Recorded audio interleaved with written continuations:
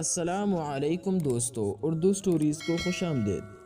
دوستو، ایک شخص نے اپنی بیوی سے سخت دلی تکلیف اٹھائی جو اس کی کچھ دل و دماغ پہ چوٹ لگا گئی اور اسے اجتماعی طور پر عورت کے وجود سے نفرت ہو گئی۔ وہ اپنی نامولود بیٹی کو لے کر آبادی سے دور جنگل میں لے گیا اور وہاں ایک کٹیا بنا لی اور اپنے ساتھ قسم کھا لی کہ میں اپنے بیٹے کو عورت کی شکل تک دیکھنے نہیں دوں گا۔ 20 برس بیت گئی۔ ایک دن اس کا بیٹا جنگل میں شکار کر رہا تھا کہ وہاں سے کچھ لڑکیوں کا قافلہ گزرا۔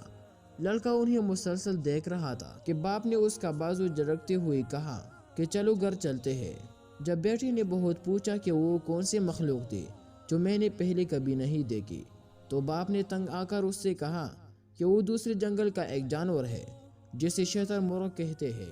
رات ہوئی تو جوان بیٹا کروٹیں بدلنے لگا، کبھی چھت کو دیکھے کبھی باہر جائے۔ رات کے آخری پہر باپ نے تنگ آ کر پوچھا کہ سوتے کیوں نہیں ہو، کیا وجہ ہے؟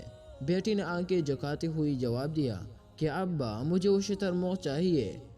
دوستو، کہنے کا مقصد یہ ہے کہ انسانی فطرت کو بدل نہیں جا سکتا۔